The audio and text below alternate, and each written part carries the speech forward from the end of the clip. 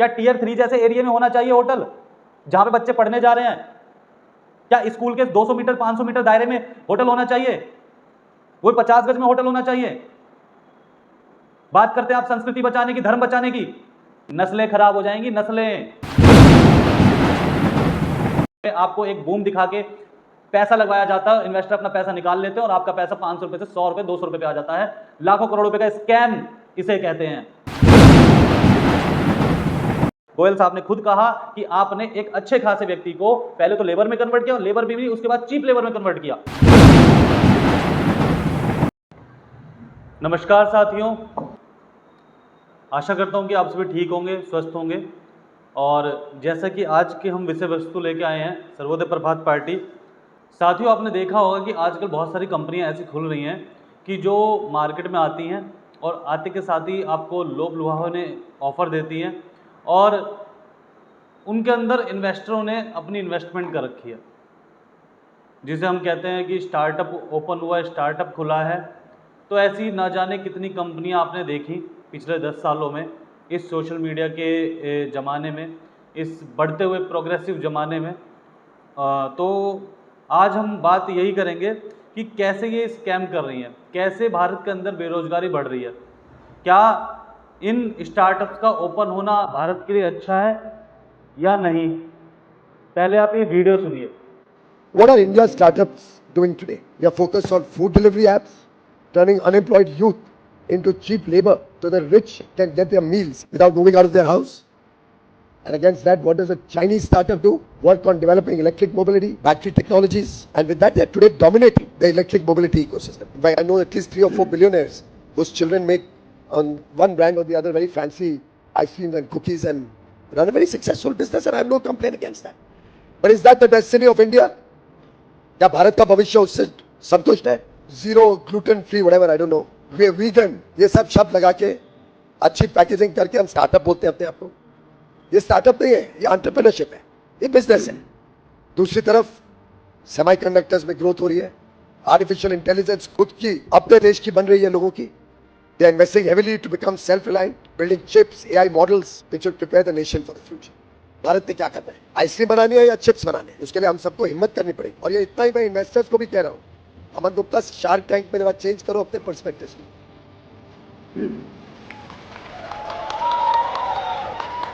तो साथियों, इस वीडियो में आपने देखा कि कैसे पीयूष गोयल जी ने ये कहा कि आपने स्टार्टअप के नाम पे इकोनॉमी का सेंट्रलाइजेशन कर रखा है।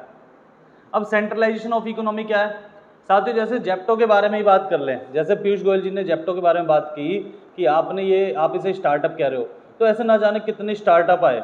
अभी जेप्टो का अगर आप फाइनेंशियल ईयर में देखेंगे, लास्ट ईयर देखेंगे, तो उसकी जो सेल थी वो लगभग 2200 करोड़ थी और उसका जो लॉस था लगभग 1100 करोड़ रुपए अप्रॉक्सीमेटली, समथिंग यही था। उसके बाद के ईयर में अगर हम देखेंगे तो उनका जो प्रॉफिट है वो 4400 करोड़ या 4200 करोड़ रुपए समथिंग है और जो लॉस है वो 1100 करोड़ रुपए। यानी सेल्स तो इंक्रीज हो रही है लेकिन लॉस वहीं का वहीं है। तो इससे क्या है, जब आप अपने ऑफर्स देते हैं तो लॉस तो वहीं का वहीं टिका हुआ है, लेकिन आपकी सेल्स क्या हो रही है? बढ़ रही है। अब 1100 करोड़ रुपए का नुकसान कोई भी छोटा मोटा व्यक्ति तो सह नहीं सकता। पहली चीज ये है कि जो भारत के अंदर चीजें हो रही हैं, जैसे कि जेप्टो आया या फिर कोई भी कंपनी ले लें, जेप्टो की बात ना करें, बहुत सारी कंपनियां ऐसी आ रही हैं, ब्लिंकिट हो गई, जो इकोनॉमी को सेंट्रलाइजेशन कर रहे हैं, जो कहते हैं कि हम क्या कर रहे हैं, स्टार्टअप कर रहे हैं। साथ ही वो स्टार्टअप नहीं है। पीयूष गोयल जी ने कह ही दिया। वो क्या है, आपकी हमारी दुकानें, गली मोहल्ले की शॉप्स बंद करके, क्लोज करके, ताला लगवा के वो इकोनॉमी का सेंट्रलाइजेशन करना चाह रहे हैं। चाहे वो बहुत बड़ा जियो मार्ट हो गया, चाहे कुछ भी जो ऑनलाइन सामान बिकने वाला है, वो आपकी और हमारे आने वाले टाइम पे दुकानें बंद हो जाएंगी, शॉप्स बंद हो जाएंगी, जिससे कि बेरोजगारी और भी बढ़ेगी। पहले क्या होता था, हमारे माता पिता कोई रिटायर होते थे तो हम सोचते थे कि चलो एक शॉप खोल लेते हैं, एक किराने की, ग्रॉसरी की, यहाँ तक कि गिफ्ट आइटम की, शर्ट्स की शॉप खोल देते हैं, जिससे कि क्या होगा, कुछ हमारे प्रॉफिट हो जाएगा, उनको बैठने का एक स्थान मिल जाएगा। लेकिन अब ऐसा नहीं है। आपको शूज़ चाहिए, आप 10 मिनट में ऑर्डर कीजिए, आपके पास 10 मिनट में आपकी डिलीवरी आ जाएगी। आपको शर्ट चाहिए, आप तुरंत ऑर्डर कीजिए, आपके पास डिलीवरी आ जाएगी। एनीथिंग एल्स, आपको ईयरबड से लेके मोबाइल फ़ोन तक की जो मर्जी जो चीज़ चाहिए आपके पास वो 10 मिनट में अवेलेबल हो सकती है।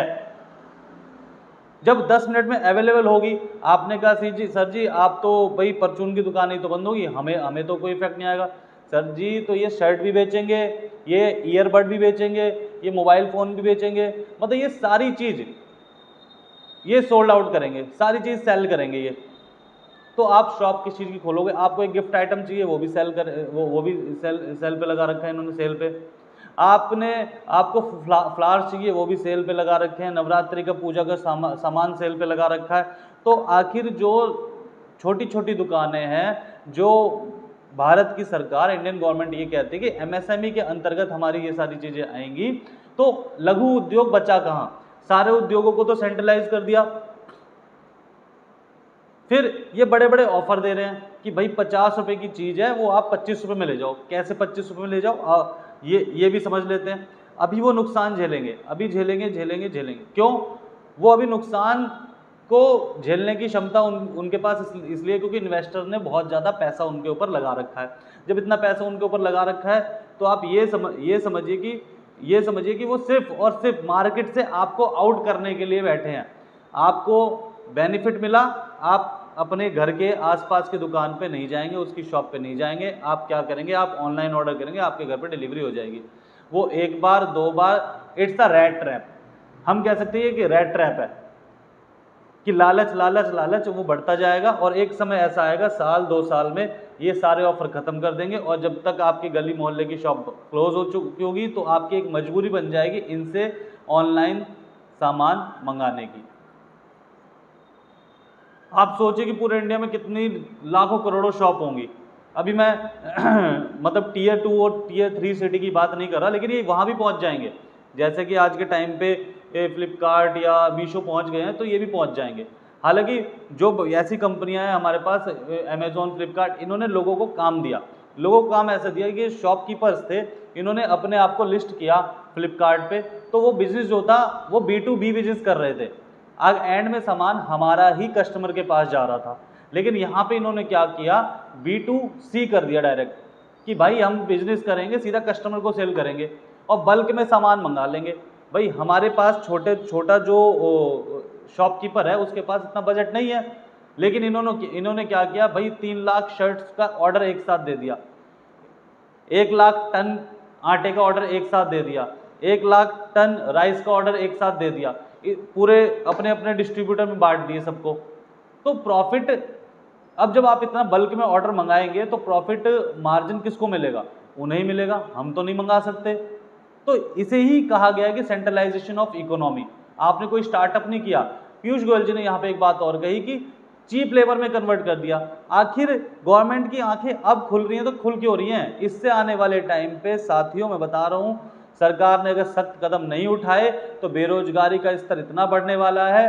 गोयल साहब ने खुद कहा कि आपने एक अच्छे खासे व्यक्ति को पहले तो लेबर में कन्वर्ट किया, और लेबर भी नहीं, उसके बाद चीप लेबर में कन्वर्ट किया, कि आपने डिलीवरी में लगा दिए कि 6 घंटे मॉर्निंग की डिलीवरी, ऊपर से जाओ, उनका कोई बीमा नहीं, कोई पीएफ नहीं, कोई कुछ नहीं, कोई मेडिक्लेम नहीं। अब बात कर लेते हैं दूसरी। फिर इन्होंने क्या किया कि अभी तक की जो हमारे पास कंपनी थी जोमेटो ने कहा, जोमेटो क्या करता था? हमारे होटल से, हमारे रेस्टोरेंट से लेके खाना डिलीवर करता था। लेकिन जोमेटो ने जब ब्लिंकिट को खरीदा और यहाँ पे हमने इन्होंने कैफ़े भी लॉन्च कर दिया। कैफ़े नहीं, 10 मिनट में आप ऑर्डर करो, हम आपके पास फूड डिलीवरी यानी पका पकाया खाना भी पहुँचा देंगे, चाहे वो मोमोज हो, थाली हो, कुछ भी, XYZ कुछ भी हो। सेम चीज़ जोमेटो ने की। अब वो रेस्टोरेंट मालिक कहाँ चले जाएंगे ये बताइए? अभी तक तो काम चल रहा था B2B, फिर B2C चल रहा था, लेकिन अब डायरेक्ट जब आप B2C करेंगे तो हमारे रेस्टोरेंट, हमारी शॉप्स, खाने के ऊपर आपने कब्जा कर लिया, ग्रॉसरी के ऊपर आपने कब्जा कर लिया, आपने शूज़ वाले इंडस्ट्री पे आप कब्जा कर लिया, आपने क्लॉथिंग पे कब्जा कर लिया, आखिर आपने इलेक्ट्रॉनिक्स पे कब्जा कर लिया, लैपटॉप। तो आप सब जब 10 मिनट में डिलीवर करेंगे तो आने वाले टाइम पे बेरोजगारी का स्तर इतना बढ़ जाएगा कि ये लोग गेम क्विट करके चले जाएंगे और हम यहाँ पे मूक दर्शक बन के रह जाएंगे। अब ये गेम क्विट कैसे करेंगे? मैं बता देता हूँ, एक बहुत बड़ी एडटेक कंपनी है, बाइजू तो क्रैश हो गई, आपको पता है, आज उसका देख लो जीरो, वो जीरो हो गई, लेकिन उसके पास भी इन्वेस्टर बहुत अच्छे अच्छे गए थे। इन्होंने एडटेक कंपनी खोली, बहुत एक यूनिकॉर्न कंपनी है हमारे पास। जब वो यूनिकॉर्न कंपनी क्या कर रही है आज के समय में, उसने पहले तो एक मेडिकल वाले इंस्टीट्यूट को खरीदा, अब यूपीएससी वाले इंस्टीट्यूट को खरीदने जा रही है। तो जब इतने बड़े बड़े इंस्टीट्यूट को मर्ज करके वो सबको एक वेल आई और उसने सारे के सारे कोचिंग सेंटर और इंस्टीट्यूट को खरीद लिया या मर्ज कर लिया, खा गई, उसके बाद क्या होगा, सेंट्रलाइजेशन ऑफ एजुकेशन, जो इकोनॉमी थी उन्होंने सेंट्रलाइज कर दी सारी कोचिंग सेंटर की। गली मोहल्ले में एक कोचिंग सेंटर नहीं बचा। आप उनसे हालात पूछे कोचिंग सेंटर वालों से कि उनके पास क्या स्थितियां पैदा हो रही हैं, बच्चा उनके पास पहुंच नहीं रहे। जो स्थितियां आज से कोरोना से पहले या थी, अगर कोई टीचर अपडेट नहीं कर पाया खुद को, तो उनके पास बच्चे पहुंचना मुश्किल हो रहे हैं। क्यों? क्योंकि आजकल सारी चीज़ 9th 10th 11th 12th online पढ़ाएंगे। ठीक है, वो लोग बिल्कुल ठीक है जो यूट्यूब पे अपना कोर्स बेच रहे हैं, अपना स्टूडियो बना के पढ़ा रहे हैं, इंडिविजुअली पढ़ा रहे हैं, ठीक है, उनके पास मैं कह रहा हूँ 1 लाख बच्चों 2 लाख बच्चों कम से वो किसी को खरीद तो नहीं रहे। उन टीचरों को भी अपडेट करना चाहिए। लेकिन जब आप कोर्स ही इतना सस्ता कर दोगे, जब आप एजुकेशन को मतलब फीस को भी बिल्कुल एकदम न्यूनतम लिया होगे कि भाई घर पे बैठ के पढ़ लो, और वो टीचर जो पिछले कम से कम 10-20 सालों से पढ़ा रहे थे कोचिंग सेंटर्स में या लगे हुए थे, उनका जो बिजनेस है वो आज के टाइम पे 20 to 30% बचा हुआ है, आधों के तो बंद करने पड़े। अब इन सारी कंपनियों का क्या होगा वो मैं आपको बता देता हूं। ये सारी कंपनी जाएंगी कहां पे, शेयर बाजार में, अपने आप को लिस्टेड करेंगी। लिस्टेड होने के बाद वहां पे जब सेबी इनको लिस्ट करवा देगी, एक पैटर्न आएगा साथियों, एक टाइम आएगा जब इनकी इन्वेस्टमेंट बढ़ती जाएगी। आपको लगेगा कि भाई इसने उसको भी खरीद लिया, इसने फलाने इंस्टीट्यूट को भी खरीद लिया, इन्होंने उस कंपनी को भी खरीद लिया। अब क्या है कि ये पीक पे पहुंचेंगी, 2 साल 3 साल में ये पीक पे पहुंचेंगी। जब पीक पे पहुंचेंगी तो वहीं पे अपने आप को खुद को ये सेबी में रजिस्टर्ड कराएंगे लिस्टेड करने के लिए, और जब लिस्ट करने के लिए रजिस्टर्ड करवाएंगे, जैसे ही शेयर मार्केट ओपन होगा, आप और हम इनके शेयर खरीदेंगे, इन्वेस्टर्स अपना पैसा लेके बाहर हो जाएंगे। जब इन्वेस्टर अपना पैसा लेके बाहर हो गए, उनको हो गया अरबों रुपए का प्रॉफिट। जब उनको इतना ज्यादा प्रॉफिट इन्वेस्टर्स को हो गया, अब पैसा कंपनी में किसका लगा है, आपका और हमारा। अब साथियों ऑफर देना बंद हो जाएंगे, अब कोई ऑफर नहीं मिलेगा, क्योंकि पहली चीज तो इन्होंने क्या किया, इकोनॉमी को सेंट्रलाइज कर लिया। आपको अब उनसे ही पढ़ना पड़ेगा। गली के ट्यूटर खत्म, गली की शॉप्स खत्म, गली के शॉपकीपर का शूज खत्म, गली में आपको आपके क्षेत्र में शॉप्स खत्म। जब शॉप्स खत्म हो जाएंगी तो क्या होगा, तो आपको मजबूरन इन कंपनियों के ऊपर डिपेंड होकर पढ़ना पड़ेगा, और ये तब भी प्रॉफिट कमाएंगी और आपको ऑफर देना बंद कर देंगी।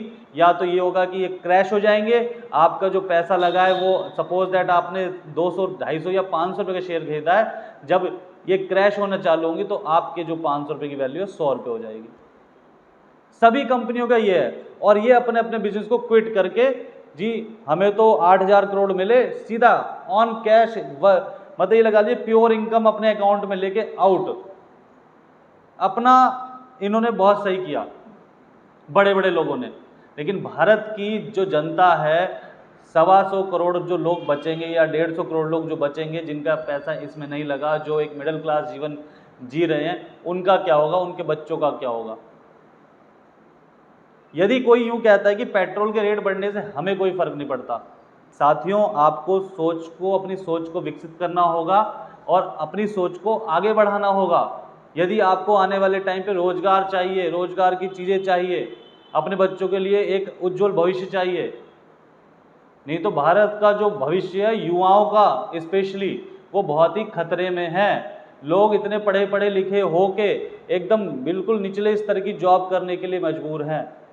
लाखों रुपया उनको उनके माता पिताओं ने उसमें खर्च किया। वो लोग खुश हो सकते हैं कि हाँ हमारी प्रॉपर्टी है, हमारा रेंट आ रहा है, हमारा ये आ रहा है, लेकिन कब तक साथियों महंगाई बढ़ेगी आने वाले टाइम पे। सब चीज़ें जब तक आप खुद नहीं कमाते तब तक वो रेंट भी काम नहीं आता। आपको आगे बढ़ना होगा। गली गली में आपने देखा हर एक एरिया में पहले होटल होता था मेन रोड पे, एक कंपनी आई उसने टियर 3 वाले एरिया में, मान लीजिए दिल्ली जैसे शहर में एक टियर 3 का एरिया, बहुत ही गली मोहल्ला जहां तक कि पहुंचना संभव भी ना हो, उस एरिया में भी एक होटल खोल दिया जी। नस्लें खराब हो जाएंगी, नस्लें। समझ में नहीं आ रहा। बात करते हैं आप धर्म की, बात करते हैं आप युवाओं को बचाने की, बात करते हैं आप संस्कृति को बचाने की। इतने बड़े बड़े नेता बैठे हैं, एक लेटर लिख के दे दो ना कि इस पे गाइडलाइंस होनी चाहिए। गाइडलाइंस क्यों नहीं बना रहे हैं आप? कोई भी कंपनी आती है, आने के बाद अपने आप को एमसीए में रजिस्टर्ड कराती है, अपना काम चालू करती है, मार्केट से इन्वेस्टमेंट लेती है, हजारों करोड़ रुपए भारतीय नागरिकों को बटोरती है, गेम क्विट करके लाखों अरबों रुपए का, खरबों रुपए का प्रॉफिट करके बाहर, इंडिया से बाहर। क्यों भाई? जो होटल मेन रोड पे होना था, आप मुझे बताइए टियर 3 वाले एरिया में, एक छोटे से दिल्ली जैसे एक छोटे से शहर में, उस कॉलोनी के अंदर कौन कौन अमेरिकन आके वहां पे होटल लेके रह रहा है? जितने गोरख धंधे मकान, मैंने देखा कि मकान था, 1 महीने बाद उसको वो होटल में कन्वर्ट हो गया। गली के अंदर ना पार्किंग की सुविधा, ना फायर की सुविधा, ना किसी भी चीज की, किसी चीज की फैसिलिटी नहीं। बस जी नाम लगा दे, एक बोर्ड टांग दिया जी, बात खत्म। इन मुद्दों को कौन उठाएगा? जो नस्लें खराब हो रही हैं। और ये नस्लें, अगर मैं बात करूं कि हिंदू की, मुस्लिम की, आप कितना भी कर लीजिए, सबकी नस्लें खराब हो रही हैं। अगर आपको बचाना है कुछ, तो सबसे पहले अपनी सोच को विकसित कीजिए, उसके बाद आवाज उठाना सीखिए। आप सोच रहे हैं कि ये लड़का आवाज उठा रहा है, बहुत अच्छी बात है, कोई दिक्कत नहीं, कोई ना कोई तो काम करेगा। आप सोच रहे हैं कि मोदी जी आवाज उठा रहे हैं, आप सोच रहे हैं कि राहुल गांधी आवाज उठा रहा है, आप सोच रहे हैं केजरीवाल आवाज उठा रहा है, आप सोच रहे पंकज गुप्ता आवाज उठा रहा है। बिना आपके आवाज उठाए, बिना आपके वोट के दुनिया नहीं बदल सकती। ये ध्यान रखिएगा साथियों। आप जितना भी सोच रहे हैं ना कि ये सब बहुत अच्छी अच्छी चीजें हैं, ये सब आने वाले समय में बहुत ज्यादा बेरोजगारी का स्तर फैलने वाला है, बहुत ज्यादा। आपने कल्पना भी नहीं की होगी।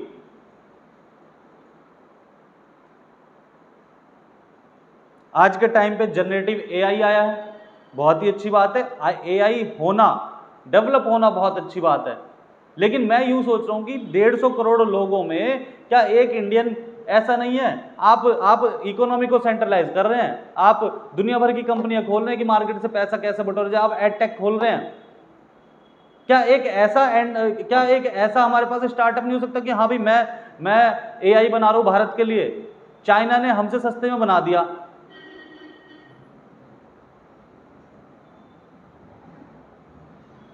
उसकी बात कौन करेगा?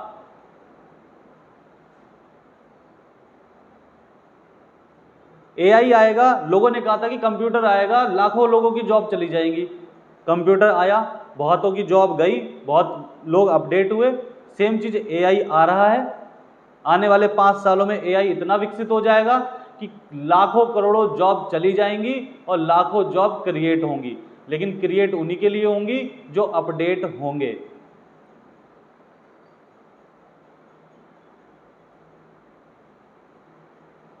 तो मेरा आपसे हाथ जोड़ के इतना ही निवेदन है कि अगर आप जहां कहीं भी हो, अपने बच्चे के लिए, अपने उज्जवल भविष्य के लिए आवाज उठा सकते तो आवाज उठाइए। यदि आप आवाज उठा सकते अपने बच्चों के लिए तो आप आवाज उठाइए। यदि आप हमारे साथ देना चाहते हो तो हमारा साथ दीजिए, और किसी का साथ देना चाहते हो और एक एप्लीकेशन तो लिखो कि ये हमारे क्षेत्र में ये गलत हो रहा है, ये कंपनी गलत कर रही है, सेंट्रलाइजेशन ऑफ इकोनॉमी हो रहा है। जब पीयूष गोयल जी इस बात को खुद ही एक्सेप्ट कर चुके तो गाइडलाइंस कौन बनाएगा? जब इस बात को एक्सेप्टेंस हो गया कि इकोनॉमी का सेंट्रलाइजेशन, आप कह रहे हैं स्टार्टअप के नाम पे आप कह रहे हैं कि इसे स्टार्टअप नहीं कहा जा सकता, आपने लेबर को चीप लेबर में कन्वर्ट कर दिया। जब आपकी नॉलेज में सारी चीजें हैं तो उस पर गाइडलाइंस कौन बनाएगा? भारत के नागरिकों ने आपको वोट देके संसद भवन में बैठा के मिनिस्टर किस लिए बनाया है? मुझे लगा शायद आपकी जुबान वहां पर फिसल गई उस दिन। तो आपसे मंत्री जी हाथ जोड़ के निवेदन है, भारत के नागरिकों के लिए, भारत के उज्जवल भविष्य के लिए आप कानून नहीं ला सकते तो एटलीस्ट गाइडलाइंस तो बनाइए कि होटल कहां पे होना चाहिए। क्या टियर 3 जैसे एरिया में होना चाहिए होटल जहां पे बच्चे पढ़ने जा रहे हैं? क्या स्कूल के 200 मीटर 500 मीटर दायरे में होटल होना चाहिए? वो 50 गज में होटल होना चाहिए? बात करते हैं आप संस्कृति बचाने की, धर्म बचाने की।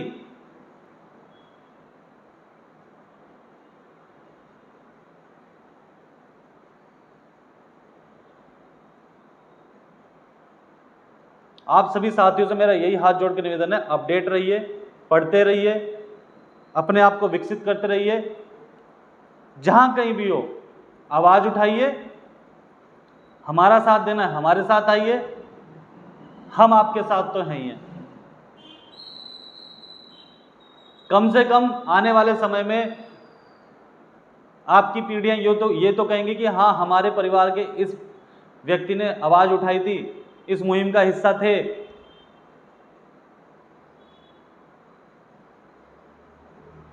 बहुत ही जल्द आप लोगों से मिलता हूं, देखता हूं कि हम लोग क्या कार्रवाई कर सकते हैं इस पे।